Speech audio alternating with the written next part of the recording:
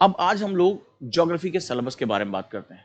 Geography जो मेरी अपनी नज़र में मोस्ट डायनेमिक सब्जेक्ट है। डायनेमिक क्यों? क्योंकि ये कई सब्जेक्ट का आधार है।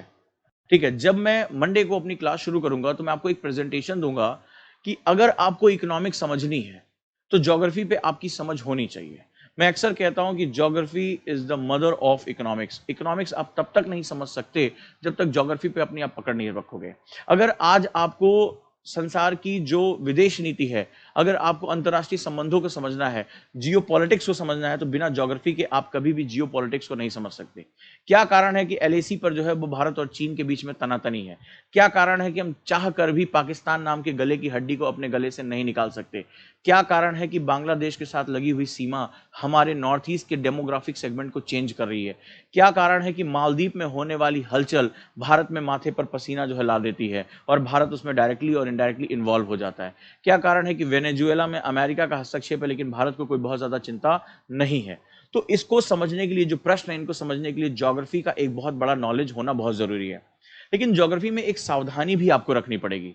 ज्योग्राफी बेसिकली अपने दोहरे चरित्र के लिए जाना जाता है, यानी कि इसका ड्वेल नेचर है। एक जो इसका नेचर है वो आर्ट्स के सब्जेक्ट के रूप में हमारे संस्थानों में रखा गया है, यानी कि ये लगता है कि मानविकी का सब्जेक्ट है और जो बच्चे पढ़ते हैं वो जो आर्ट साइड के स्टूडेंट होते हैं वो उसको पढ़ते हैं, ह्यूमैनिटीज के साथ पढ़ते हैं, मानविकी के साथ। और कई टीचर भी जो है वो ज्योग्राफी को एक आर्ट के सब्जेक्ट के रूप में पढ़ाते हैं और ज्योग्राफी को एब्स्ट्रैक्ट सब्जेक्ट मानते हैं। क्या बोलते हैं वो? एब्स्ट्रैक्ट सब्जेक्ट मानते हैं, यानी निरपेक्ष विषय वस्तु है कि ज्योग्राफी में दिए गए शब्द ही अक्षर से पढ़ाने हैं। जैसे इतिहास एक एब्स्ट्रैक्ट सब्जेक्ट है, यानी इतिहास क्या होता है? अगर वो कोई घटना है, कोई युद्ध है, कोई नीतियां हैं, वायसराय है, गवर्नर जनरल है, तो वो एब्स्ट्रैक्ट है। अब उसमें बदलाव नहीं किए जा सकते, वो जो बीत गया है हमें उसको निरपेक्ष भाव से पढ़ना है।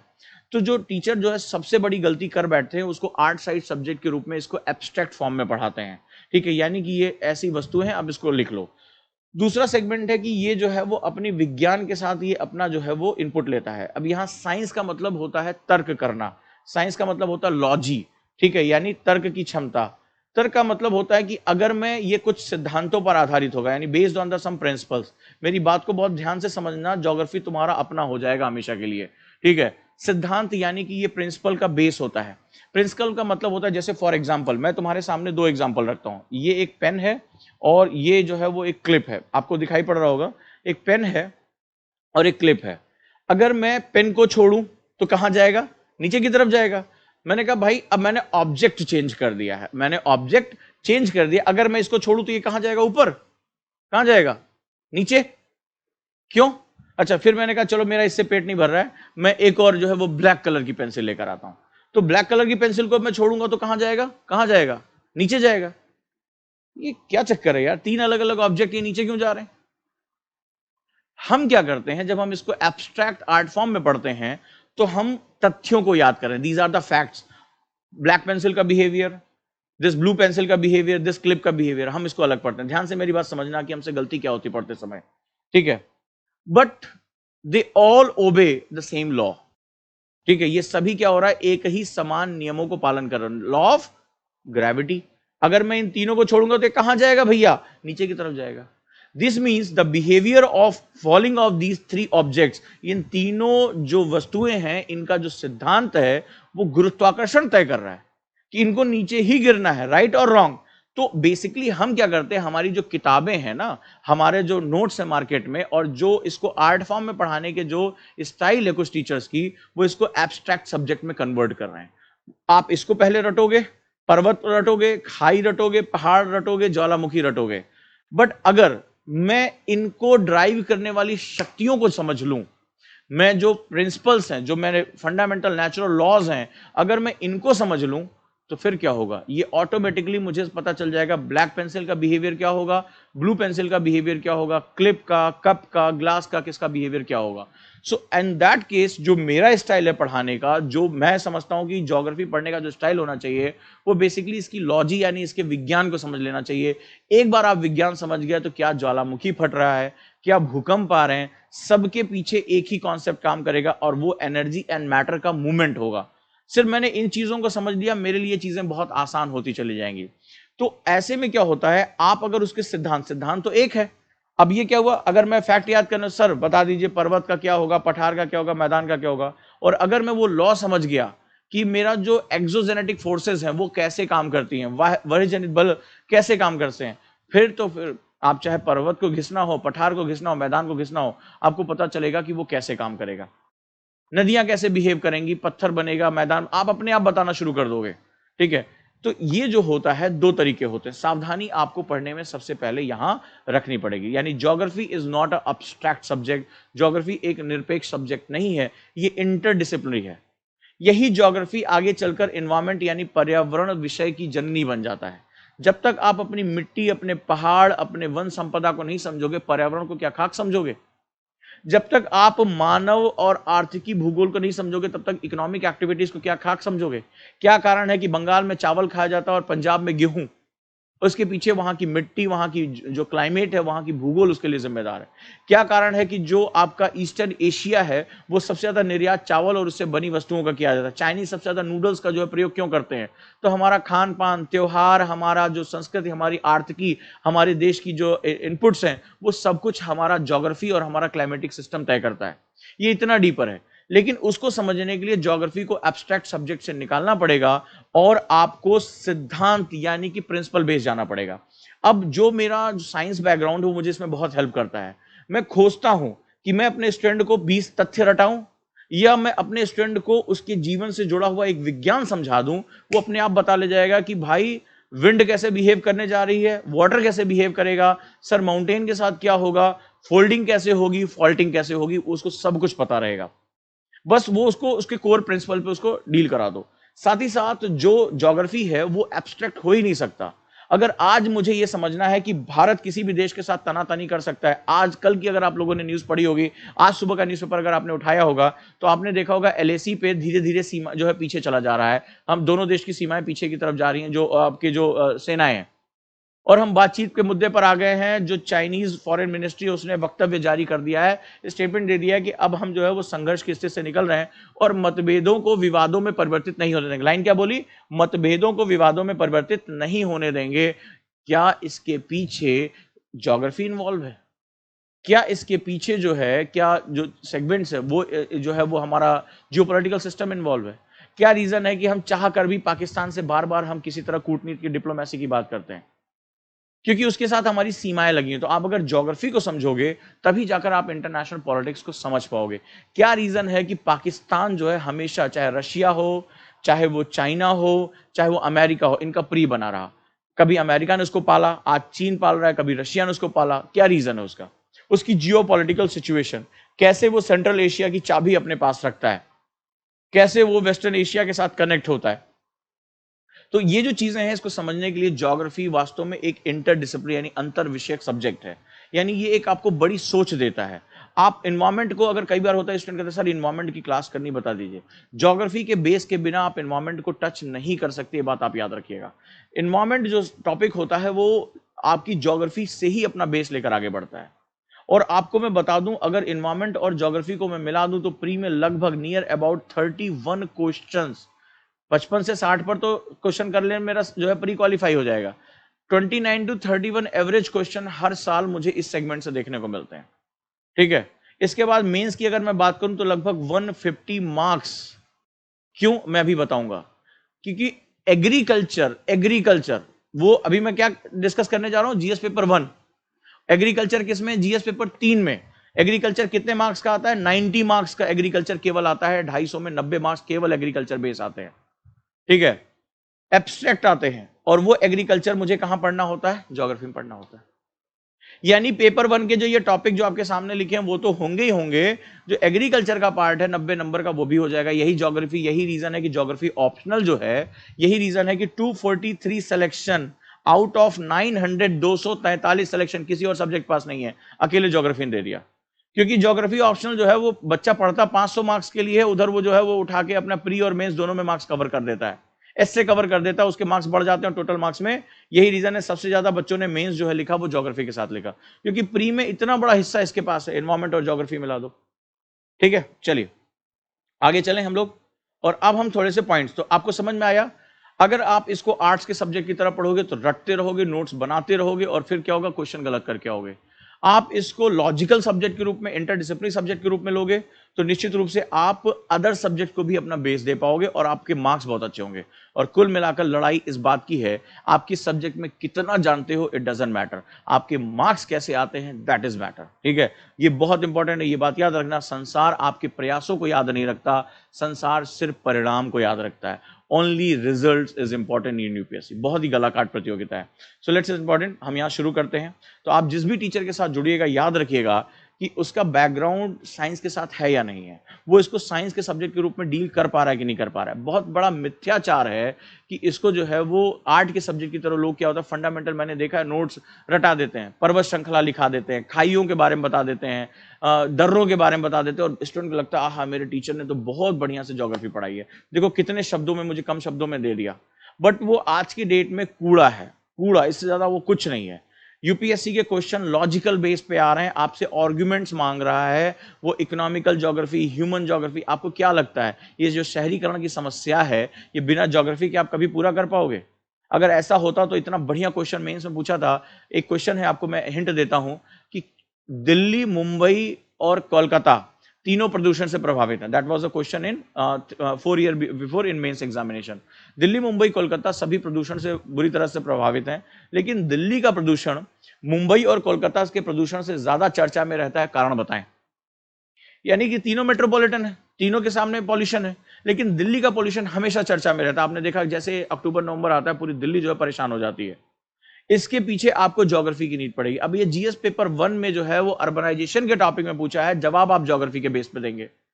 तो जो माइग्रेशन का इनपुट है, माइग्रेशन इतना ज्यादा क्यों हो रहा है, क्या इनपुट है, ठीक है, वो सभी के लिए आपको ज्योग्राफी की नीड पड़ेगी। तो जिस हिसाब से मैं ज्योग्राफी जो पढ़ाता हूं, जिसमें मैं उसका साइंटिफिक लॉजिकल बेस और जिस हिसाब से मैं उसका जो करंट बेस है वो दोनों जब लेकर चलता हूं तो आपका जो है वो इनपुट आना शुरू हो जाता है। आजकल आपने देखा होगा व्हाट्सएप और टेलीग्राम पे मेरा एक छोटा छोटा वीडियो आ रहा है समसामयिक भूगोल यानी कंटेम्प्रोरी ज्योग्राफी पे।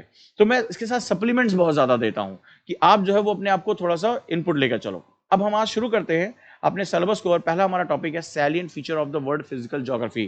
देखो, salient features of the word physical geography, विश्व के भौतिक भूगोल की महत्वपूर्ण विशेषताएं, विश्व के भौतिक भूगोल की महत्वपूर्ण विशेषताएं।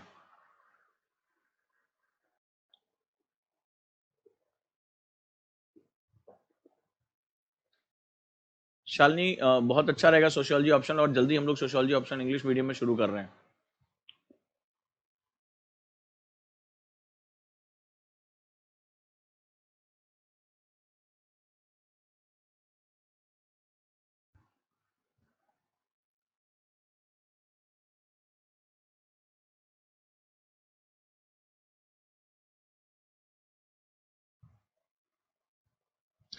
देखिए, इसमें सबसे पहला भू आकृतिक विज्ञान, जियोमॉर्फोलॉजी।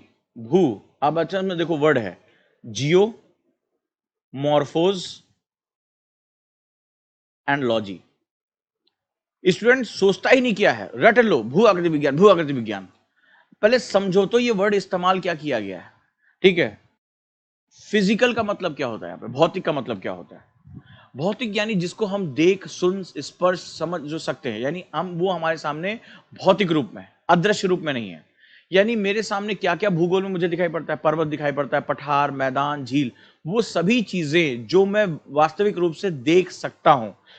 पहला नियम यह हो गया कि जिसको मैं देख सकता हूं, पर्वत देख सकते हो, पठार देख सकते हो, मैदान देख सकते हो, one I can touch feel, जो है वो मेरे सामने, जो है वो मेरे सामने भौतिक रूप में है। दूसरा, इसका एक और मतलब होता है जिसके बारे में आपसे बात नहीं की जाती है। जो फिजिकल ज्योग्राफी होता है वो एक नियम होता है, that is based on the law of physics, यानी कि भौतिक भूगोल भौतिक विज्ञान के सिद्धांतों पर आधारित होता है। दिस इज द फैक्ट, आपसे पहली बार परिचित करा रहा हूं। ठीक है, भौतिक विज्ञान के सिद्धांतों पर आधारित होता है, यही इसकी सबसे बड़ी ब्यूटी होती है। भौतिक विज्ञान, जैसे अभी मैंने आपको सामने 3 ऑब्जेक्ट गिराए थे ना, तो तीनों भौतिक के नियम गुरुत्वाकर्षण को फॉलो कर रहे थे। यानी कि ये यूपीएससी खुद कहता है कि अगर आपने उन नियमों पर अपनी चर्चा कर ली, जैसे कई बार क्या होता है, कई लोग कहते हैं कि सर हमारे क्लास में क्लाइमेटोलॉजी जो है वो 3 दिन तक पढ़ाया गया, हमारे यहाँ जो है मानसून 3 दिन तक पढ़ाया गया, मैं सिर्फ 10 मिनट पढ़ाता हूँ। लेकिन उससे पहले मैं स्टूडेंट को उस सिद्धांत के बारे में बता देता हूं कि कोई भी जो गैस है जो गैसियस मॉलिक्यूल है वो किस बेसिक प्रिंसिपल को फॉलो करते हैं। एक बार आपने गैसियस मॉलिक्यूल का बिहेवियर समझ लिया, आपके लिए चाहे हवा चलानी हो, चक्रवात करना हो, भारतीय मानसून लेकर, मेरा बच्चा 10 मिनट में आता है और 10 मिनट में बोर्ड पे आके ड्रॉ कर देता है, हाँ सर यही होगा। अल नीनो, बड़े से बड़े जो कॉन्सेप्ट जिसमें लोग घबराते हैं कि सर ये कैसे होगा, मैं सारा फोकस करता हूं उस सिद्धांत को समझाने में। यानी जो भौतिक भूगोल है वो भौतिक नियमों पर आधारित है। मेरी बात को ध्यान से समझना। पूरा आप चाहे, अगर लोग जो समुद्री धाराएं याद करते हैं, अरे तुम्हें याद करने की जरूरत ही नहीं है, उसका जलवायु जो है याद करने की जरूरत है, आपने उसका बिहेवियर समझ लिया, चीजें अपने लिए आपके लिए अपने आप आसान हो जाएंगी। तो यानी जो पूरा भौतिक भूगोल है वो भौतिक नियम यानी फिजिक्स के लॉ को वो फॉलो करता है। इसका मतलब ये नहीं कि आपको विज्ञान की बहुत गहराई जाननी, नहीं, सिर्फ बिहेवियर समझना है कि कैसे ये बिहेवियर होता है। तो पहला कहता है जियोमॉर्फोलॉजी, पृथ्वी, इसको बोलते हैं, जियो का मतलब हो गया अर्थ पृथ्वी, मॉर्फो का मतलब हो गया उसका वर्णन, और कैसा वर्णन, कह रहा है लॉजी का मतलब हो गया साइंस, खुद कह रहा है इसके अंदर कह रहा है, और कह रहा है साइंस लॉजी, यानी कि पृथ्वी की आकृतियों का वर्णन वैज्ञानिक रूप से, ठीक है, the scientific explanation of features of on earth. यानी कि क्या हुआ, लॉजी का मतलब साइंस हो गया, यानी जो पृथ्वी की आकृति है, इसको और सामान्य भाषा में कहूं, अगर मैं जियोमॉर्फो की बात करता हूं तो मैं कहता हूं कि क्या है, दिस इज व्हाट, क्या है, ठीक है, क्या है भाई, पर्वत है साहब, ये क्या पठार है, आप लोग इसी पे अपनी पूरी जिंदगी निकाल देते हो, आप यही याद करते हो, सर मुझे सारे पर्वत याद हो गए, उनकी चोटियां याद हो गई हैं, मुझे पठार याद हो गया, झीलें याद हो गई हैं। लेकिन यूपीएससी खुद कहता है लॉजी मतलब क्या होता है, वो ये कहता है ठीक है भाई, यहां पर मुझे हिमालय यहां दिखाई पड़ रहा है, मुझे उत्तर भारत के मैदान दिखाई पड़ रहे हैं, मुझे रेगिस्तान दिखाई पड़ रहा है, लेकिन ये बताओ यहां क्यों है, वाई, वॉट तो है ही है, अब मुझे बताओ why, why it is air. Himalaya है तो कोई फेविक्विक से चिपका के थोड़े ना हिमालय चला गया था, उसके पीछे बनी यहां क्यों है, वो पावर्स क्या है, वो शक्तियां क्या है, वो मैकेनिज्म क्या है, वो साइंस क्या है, जिसकी वजह से इतना ऊंचा पर्वत बना। यहीं क्यों बना, कहीं और बन गया होता, दिल्ली के पास हिमालय चला गया होता, देखो कितना मस्त मौसम होता था दिल्ली का, इतनी गर्मी नहीं पड़ती, बट यहीं क्यों है, this means you have to be very logical in this subject. बड़ा मजा आता है, और ये लॉजिक जो होता है उसमें रटने की संभावना खत्म हो जाती है। यानी एक बार मुझे सिद्धांत मेरे टीचर ने मुझे समझा दिया, अब तो ये बहुत आसान है, मैं इसमें अगर मुझे हिमालय आता है तो मैं रॉकीज और एंडीज भी अपने आप बना लूंगा, टेंशन लेने की जरूरत नहीं मुझे। क्लियर है, ये इसकी सबसे खास बात होती है। तो आपने देखा कि ये फिजिकल ज्योग्राफी वर्ड आपने जियोमॉर्फोलॉजी वर्ड कितनी बार इस्तेमाल किया होगा, लेकिन इसके गुण तत्व होता है, यही टीचर की खासियत होती है, अपने स्टूडेंट को एक एक शब्द से परिचित कराए। नेक्स्ट वन, इसमें जो टॉपिक्स हमारे पास है वो है meaning and scope of geomorphology. ये यूपीएससी ने नहीं दिया, यूपीएससी ने अपने सिलेबस में ये एक लाइन लिखी, ऊपर जो दिखाई पड़ रहा है केवल एक लाइन लिखी है, बाकी अब मैं आपको बता रहा हूं क्वेश्चन कहां कहां से आए हुए हैं। तो पहले कहता है meaning and scope of geomorphology, लिखो, भू आकृतिक विज्ञान के तात्पर्य एवं,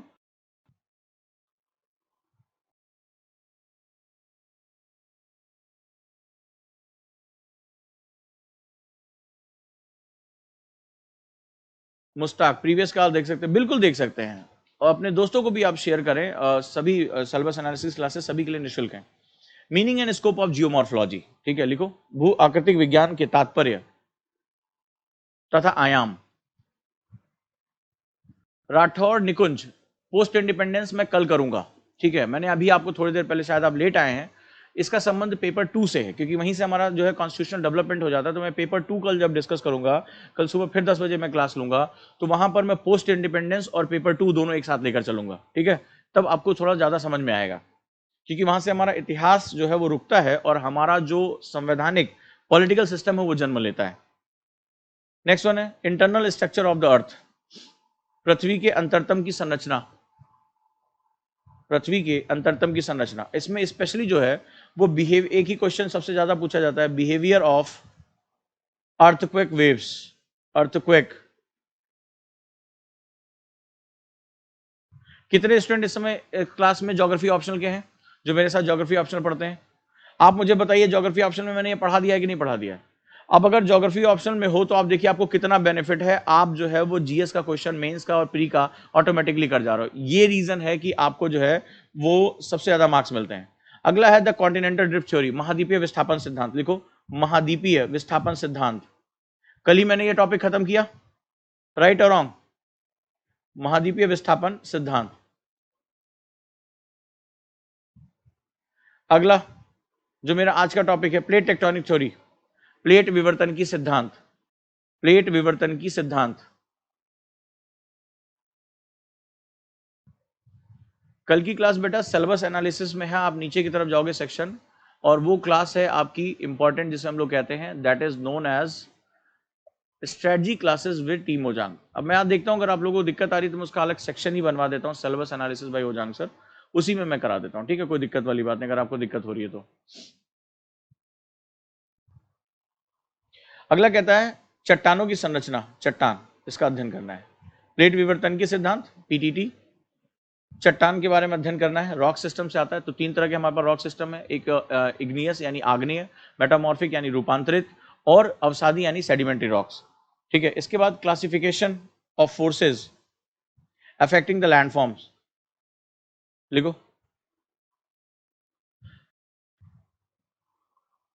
भू आकृतियों को प्रभावित करने वाले कारक, भू आकृतियों को प्रभावित करने वाले कारक, तो इसमें दो फोर्सेज है, एंडोजेनेटिक एंड एक्सोजेनेटिक, यानी अंतर्जात बल और बहिर्जात, बहिर्जात।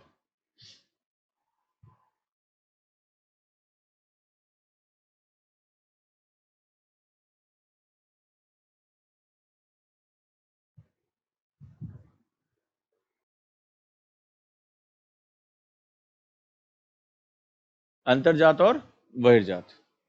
अगला है माउंटेन बिल्डिंग, पर्वत निर्माण कार्य, जिसमें हिमालय, आप जानते हैं कि प्री में और मेंस में हिमालय से क्वेश्चन, पेट क्वेश्चन है, वो आना ही आना होता है, ठीक है।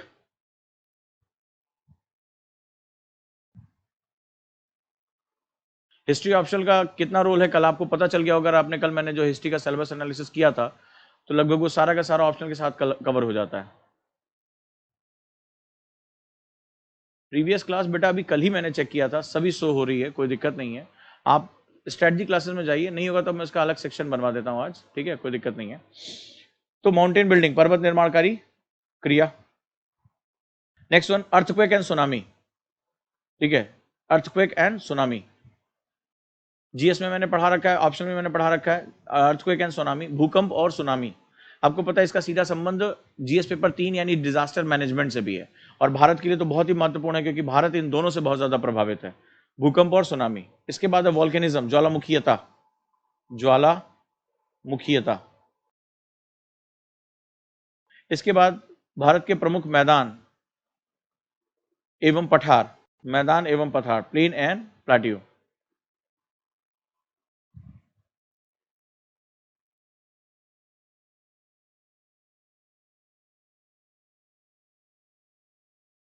जियो ऑप्शनल साइंस वालों के लिए तो बेस्ट है, इंजीनियरिंग वाला अगर बैकग्राउंड उसको मैं बोल देता हूं भैया ज्योग्राफी ऑप्शन से बेस्ट कुछ नहीं होगा, सबसे ज्यादा सिलेक्शन उन्हीं का हो जाता है। अगर मेरे जो पढ़ाने का सेगमेंट है, आप ये देखो कि उसमें मैं जो मेरा विज्ञान, विज्ञान का मतलब सिद्धांत नहीं होता कि फॉर्मूला याद रखना है, विज्ञान के बारे में हमारी सोच ही गलत है। विज्ञान क्या कहता है, विज्ञान तर्क आधारित होता है। मैं आपके जीवन में डेली विज्ञान है।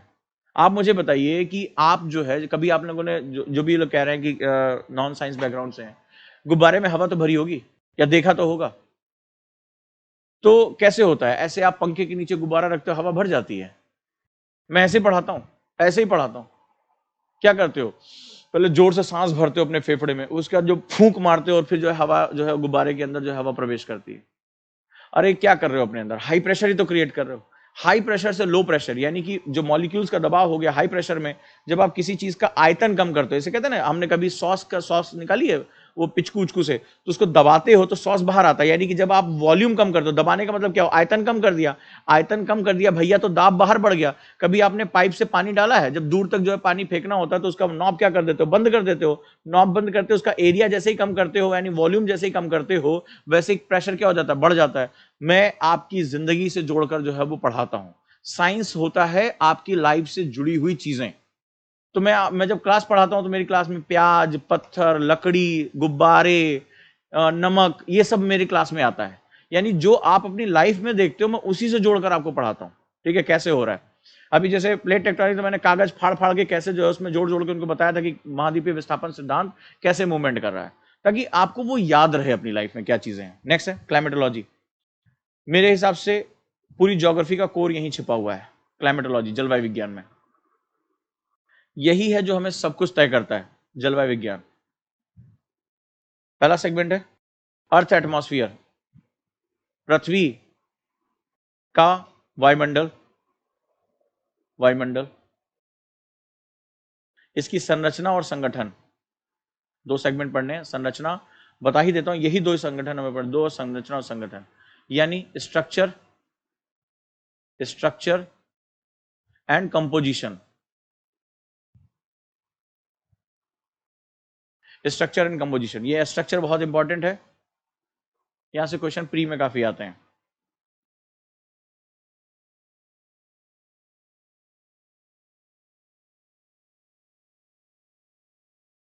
सभी को पहले की वीडियो अवेलेबल है, बार बार कह रहा हूं, स्ट्रेटजी क्लासेस विद ओजांग सर में प्रीवियस सारी वीडियोस हैं। चलो अभी मैं इसको कर देता हूं, फिर आपके क्वेश्चन का जवाब देता हूं।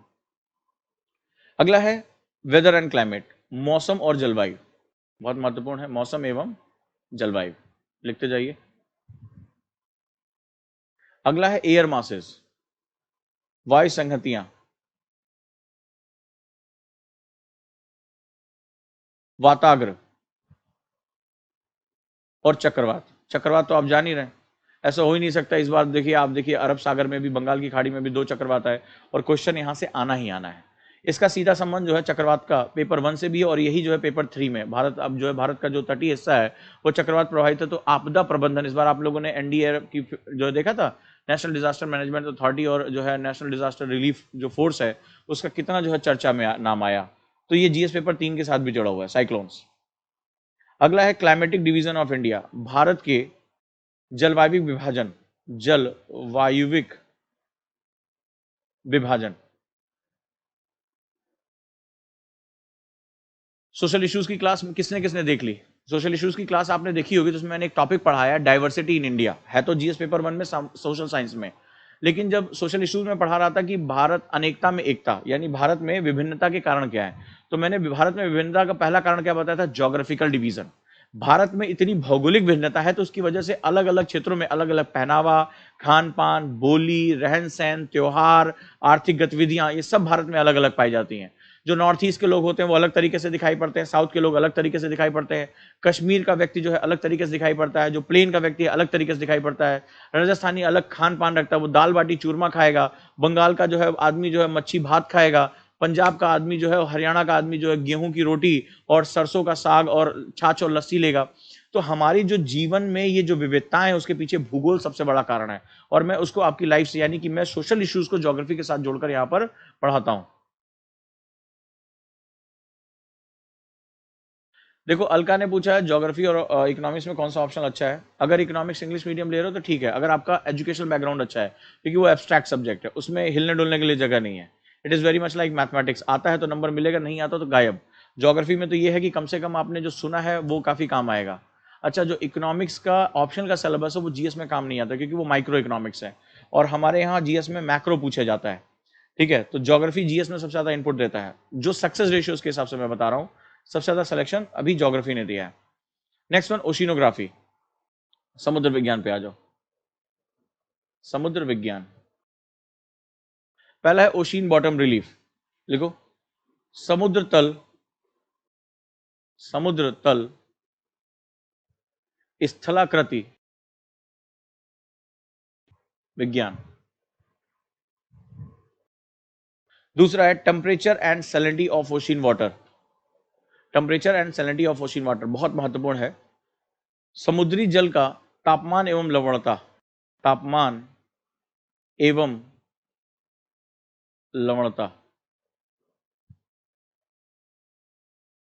ठीक है, अगला है ओशिन करेंट्स, समुद्री धाराएं।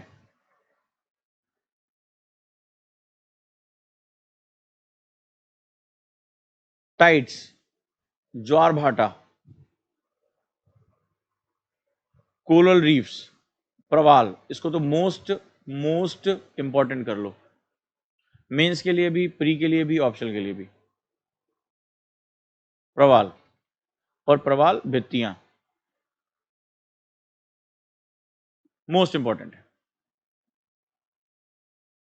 अगला है geo political importance of Indian ocean, आ गया ना, IR, ठीक है, जो चाइना कर रहा है, अमेरिका जो है हिंद महासागर में प्रवेश कर रहा है, वो इसी के साथ आकर जुड़ जाता है। लिखो जियो political importance of Indian ocean, Hind महासागर की भू राजनैतिक, हिंद महासागर का भू राजनैतिक महत्व।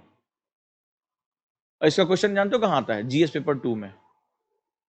हम कर रहे हैं ज्योग्राफी, GS पेपर 2 में मेंस में ये सबसे ज्यादा क्वेश्चन यहां से आता है। आज की डेट में तो कंपलसरी एक क्वेश्चन है 15 मार्क्स का, हिंद महासागर की भू राजनैतिक महत्व, ठीक है, बहुत इंपॉर्टेंट है। और काफी कॉन्फ्लिक्टिंग एरिया, बहुत आज के समय में विवादित क्षेत्र हो चुका है ये हमारा जो हिंद महासागर है, और संसाधनों के लिए, ठीक है। तो ये हमारा सिलेबस का फर्स्ट पार्ट रहा, यानी कि हमने फिजिकल ज्योग्राफी में हमें ये पार्ट्स पढ़ने हैं। हालांकि यूपीएससी ने ये दिया नहीं है, तो जो क्वेश्चंस मैंने देखे हैं जहां से क्वेश्चन आए हुए हैं, जहां उसका इंपॉर्टेंस है, मूवमेंट करता है, उसके बेसिस मैंने इसको बता दिया है। एक और पॉइंट लिख लो, डिस्ट्रीब्यूशन ऑफ की नेचुरल रिसोर्सेज, इसी नाम से सिलेबस दिया है, की natural resources across the world. लिखो संसार में प्रमुख प्राकृतिक संसाधनों, कौन से संसाधन? प्राकृतिक संसाधनों का वितरण, संसार के प्रमुख प्राकृतिक संसाधनों का वितरण, संसार के प्रमुख प्राकृतिक संसाधनों का वितरण। इसमें उसने एक मेंशन किया स्पेशली साउथ एशिया और इंडियन सबकॉन्टिनेंट, दो से दिए हैं, यानी दक्षिण एशिया, लिखो विशेष रूप से दक्षिण एशिया तथा भारतीय उपमहाद्वीप, यानी भारत, बांग्लादेश, पाकिस्तान का जो एरिया है, भारतीय उपमहाद्वीप, यानी सार्क को भी देखना है, बिम्स्टेक को भी देखना है, और इंडियन सबकॉन्टिनेंट को भी देखना है, भारतीय उपमहाद्वीप। किस किस तरह के नेचुरल रिसोर्सेज पे क्वेश्चन पूछे जाते हैं? पहला डिस्ट्रीब्यूशन ऑफ सॉइल, इस क्षेत्र में मृदाओं का वितरण, डिस्ट्रीब्यूशन ऑफ सॉइल।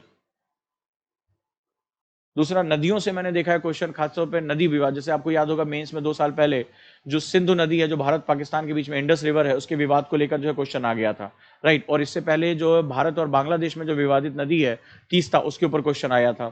तो डिस्ट्रीब्यूशन ऑफ रिवर्स, नदियों का वितरण, तो ये क्वेश्चन जो है, जो ट्रांस बाउंड्रीज है, वहां से क्वेश्चन काफी इंपॉर्टेंट है। आज की डेट में इसको मोस्ट इंपॉर्टेंट मार्क कर लो। तो मैं क्वेश्चंस को देखते हो, यूपीएससी ने केवल इतना पार्ट दिया है आपसे, ये मैं आपको अपनी तरफ से बता रहा हूं कि क्वेश्चंस कहां से उन्होंने पूछे हैं।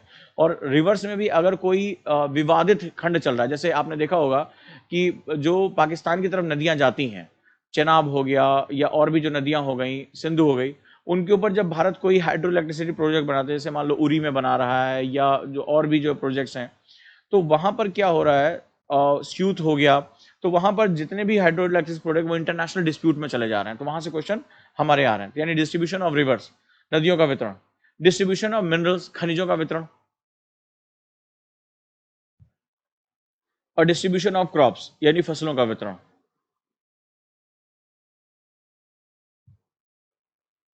ग्राफ और लॉग में क्या अंतर है?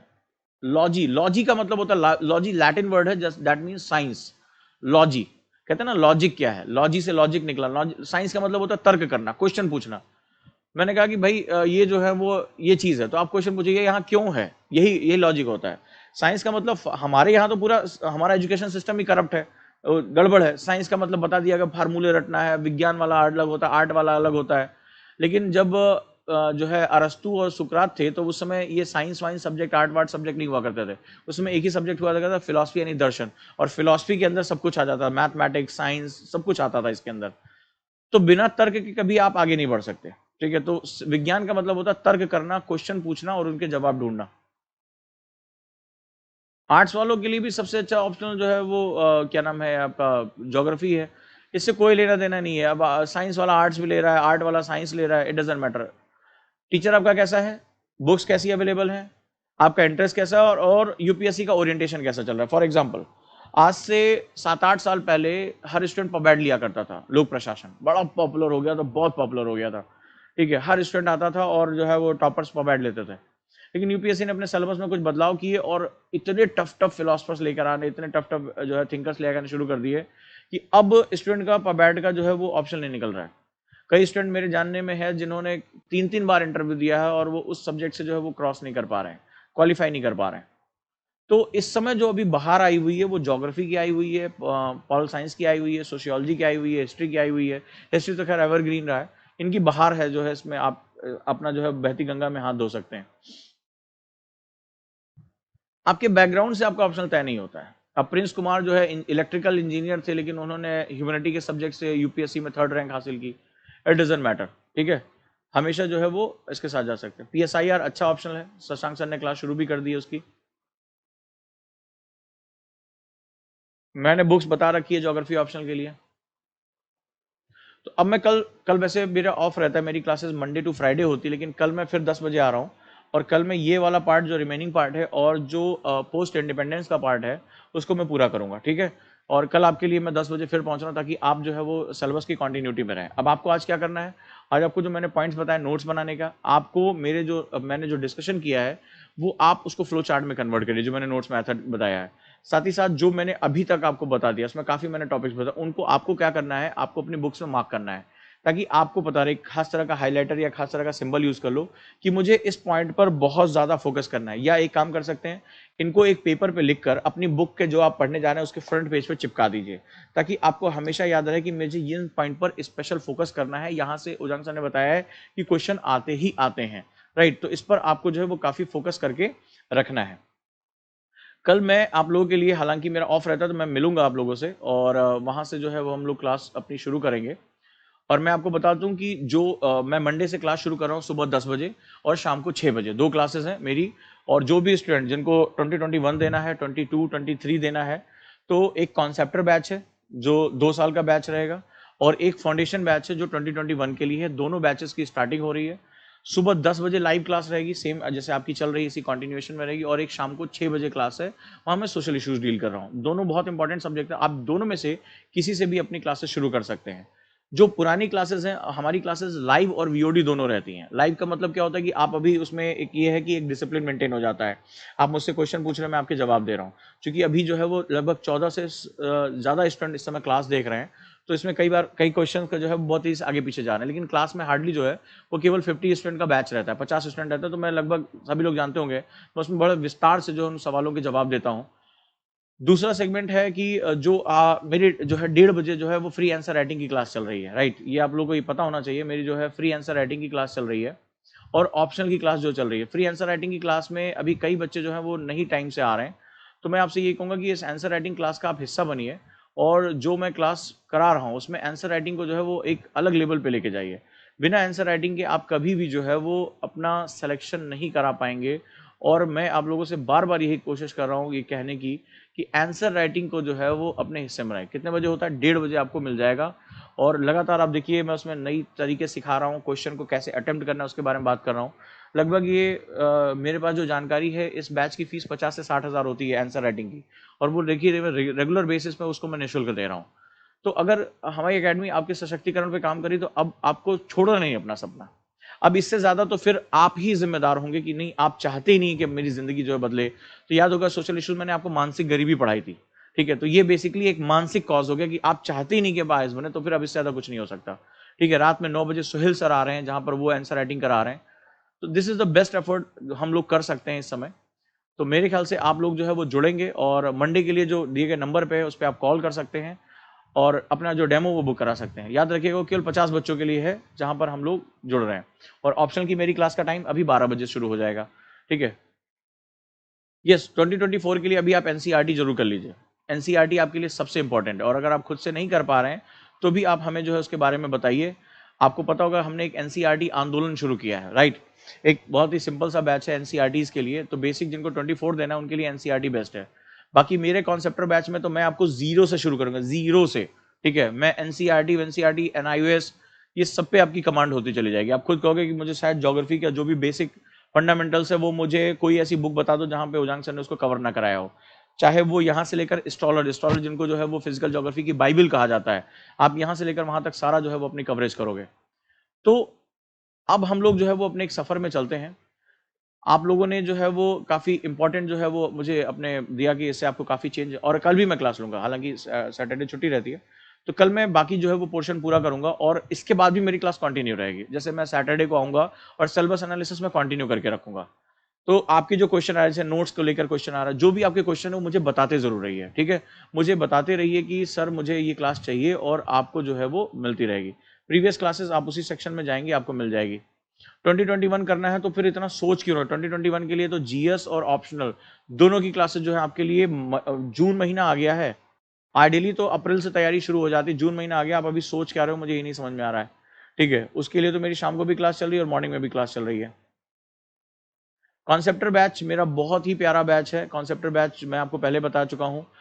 एक ऐसा ज़बरदस्त मेरा कॉन्सेप्ट है, इसके बारे में मैंने फर्स्ट डे भी बताया था। This is one of the best batch. What I said कि कॉन्सेप्टर बैच जो है उसमें 3 लेवल्स पे हम पढ़ाई करते हैं। फर्स्ट लेवल पे हम एनसीईआरटी और एनआईओएस को लेवल 1 पे कवर करते हैं, जिसको मैं मंडे से शुरू कर दूंगा। इसके बाद जब आप फर्स्ट लेवल पे कवर हो जाते हैं सेम फंडामेंटल सब्जेक्ट्स के साथ, फिर हम आपको हायर लेवल पे लेके जाते हैं, यानी आप जो है वो सेकंड लेवल पे अपनी प्रिपरेशन करते हैं, आप और जो है मेंस को लिए अपने ब्रशअप करते हैं। फिर उसके बाद इंटरव्यू की प्रिपरेशन के लिए आप जाते हैं, यानी संपूर्ण व्यक्तित्व की जो आपकी तैयारी होती है वो कॉन्सेप्टर बैच में होती है। ठीक है, और यहीं से मैं अपनी क्लास शुरू भी कर रहा हूँ 22 और 23 के लिए। तो ये जो है वो यानी कि लेवल 1 जो एनसीईआरटी एनआईओ से शुरू करते हैं, फिर फाउंडेशन में यानी मेंस पे हम आपकी प्रिपरेशन कराते हैं, एसए पे प्रिपरेशन कराते हैं, फिर हम इंटरव्यू के लिए जाते हैं। तो ये लाइव और ऑनलाइन क्लासेस के थ्रू आपको अवेलेबल रहेंगी, और ये जो है वो भी मंडे से आपकी क्लास शुरू हो जाएगी। और ज्योग्राफी से ही मैं नया बैच शुरू कर रहा हूँ। सो यू हैव 2 टाइम्स, याद रखिएगा। One is known for the, जिसे हम लोग कहते हैं सुबह 10 बजे, और जिसको शाम को करना है वो शाम को 6 बजे मेरे साथ जुड़ सकता है। And we will the part of geography optional also. Current classes is provided by the Ashima ma'am. Ashima ma'am की करंट अफेयर्स की क्लासेस चल रही हैं, इसी सेक्शन में आप जाओगे करंट अफेयर्स की आपको क्लासेस मिल जाएंगी, उनकी आप डेमो क्लासेस देख सकते हैं। History optional syllabus analysis Suhel sir करा चुके हैं, अगर आप यूट्यूब पे जाओगे तो उनकी वीडियो मिल जाएगी। दोबारा कहोगे तो मैं उनकी जो है लाइव क्लास करा दूंगा, कोई दिक्कत वाली बात नहीं है। मेरे हिसाब से ज्योग्राफी जो है वो काफी सही रहेगा कासिम। इकोनॉमिक्स में कुछ प्रॉब्लम्स है। पहली बात तो इसके टीचर बहुत लिमिटेड हैं और खुद से ये बहुत मुश्किल सब्जेक्ट हो जाता है। शुरुआत में तो बहुत अच्छा लगता है, लेकिन जब माइक्रो इकोनॉमिक्स के आप डेप्थ में जाओगे तो हालत खराब हो जाएगी।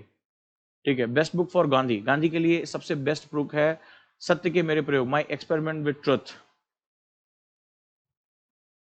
पूरा सिलेबस एनालिसिस होता रहेगा बेटा। अगर मैं सिर्फ सिलेबस को छपवाना होगा तो मैं 2 दिन में इसको छपवा सकता हूं, लेकिन आपने देखा कि मैंने एक एक पॉइंट पर कितना डिस्कशन किया, एक एक शब्द पर कितना डिस्कशन किया। अगर आप चाहते हो तो कल मैं जीएस पेपर 2, 3, 4 तीनों करके आपको जो है पीडीएफ दे दूंगा, कोई दिक्कत वाली बात नहीं है। बट उससे उजान का ये एकेडमी का पर्पज सॉल्व नहीं होगा। टेक योर टाइम, हम जो भी सीखें उसको अच्छे से सीखें। यूपीएससी कोई ग्रेजुएशन का एग्जाम नहीं है कि उसमें पिछले 5 साल का या कुछ टॉपिक कर लिया तो हो जाएगा, 30% नंबर आ गए, 60% नंबर आ गए तो हो जाएगा, नहीं। आपको ये बात याद रखिएगा, हर क्वेश्चन, हर लाइन, हर शब्द के लिए अपना 100% देना होगा। आपको नहीं पता कौन आपकी सीट खाने के लिए तैयार बैठा है। यह देश का सबसे हार्डेस्ट कंपटीशन है। मैंने आपको एक आंकड़ा दिया था ना, क्या आंकड़ा दिया था? 13 लाख बच्चा फॉर्म भरता है, 6 लाख सेंटर पे एग्जाम जाकर देता है, 12,000 चुने जाते हैं, उसमें 6 में से जो है वो मेंस के लिए, 12 में से 3,000 को बुलाया जाता है इंटरव्यू के लिए, और 3,000 में से केवल 900 लोग फाइनल रिकमेंडेशन होते हैं, और उस 900 में जो है वो 80 से 90 लोग को आईएएस के लिए बुलाया जाता है। अब आज जाकर इस मैथमेटिक्स को जोड़ लेना कि एक एक मार्क्स की वैल्यू क्या है यूपीएससी में, और क्यों मैं इतना टाइम दे रहा हूं, इतना टाइम लगा रहा हूं, ताकि आपकी एक एक शब्द पर पकड़ हो। ठीक है, और मैंने आप लोगों से एक रिक्वेस्ट किया था, अगर वाकई में हमारे प्रयास आपको अच्छे लग रहे हैं तो आप में से कई स्टूडेंट ने अभी तक ऐप पर जाकर 5 स्टार रेटिंग नहीं दी है, कुछ पॉजिटिव नहीं लिखा है, अपने दोस्तों को शेयर नहीं किया है। कुछ ने किया है, कुछ ने इसको जरूरत नहीं समझा। तो जैसे जब आप आंसर लिखते हैं या आप कुछ अच्छा करते हैं तो मैं बोलता हूँ ना, शाबाश, बहुत अच्छा लगा। कैसी फीलिंग होती है आपको? एनर्जी मिलती है, yes I did something good. तो हम कैसे जानेंगे कि हम अच्छा कर रहे हैं? तो जब आप अपनी इस बात को दूसरों तक पहुंचाओगे, सेगमेंट को लेकर जाओगे, तभी तो बात बढ़ेगी। और मैंने क्लास की शुरुआत में क्या कहा था? मैंने मयंक का एग्जांपल आपको दिया, मेरे स्टूडेंट अनुराग का एग्जांपल दिया। ये एकेडमिकली अच्छे नहीं थे, लेकिन सोशली बहुत अच्छे थे। ये बात को पहुंचाते थे, ये जहां पर भी कुछ चेंज की बात होती थी आगे खड़े होते थे, और उनका आज उनको रिवॉर्ड मिला। आज ये अपने अपने क्षेत्रों में बहुत ऊंचाइयों पर है, सफलता की ऊंचाइयों पर है। तो हम जो भी करते हैं, चाहे पॉजिटिव करें चाहे निगेटिव बने, कर्म, कहते हैं ना कि कर्म का हिसाब होता है, कर्म ऑलवेज कैलकुलेट। कर्म हमेशा जो है वो गणित होता है, वो हमें आगे हमें मिलेगा। If you do right now, सो ये कहीं ना कहीं तुम्हारे साथ जुड़ता चला जाएगा, राइट? शाबाश, थैंक यू, पूजा ने कहा है। या ऑफ कोर्स, आज से आप जो सिलेबस एनालिसिस, आपको पता चल गया होगा कि इसके अंदर कितना पेंडोरा बॉक्स है। ओरिजिनल सिलेबस को देखना और जो सिलेबस मैंने बताया उसको देखना, जमीन आसमान का अंतर आपको पता चलेगा, right? Thank you so much, lot of love sir, thank you so much.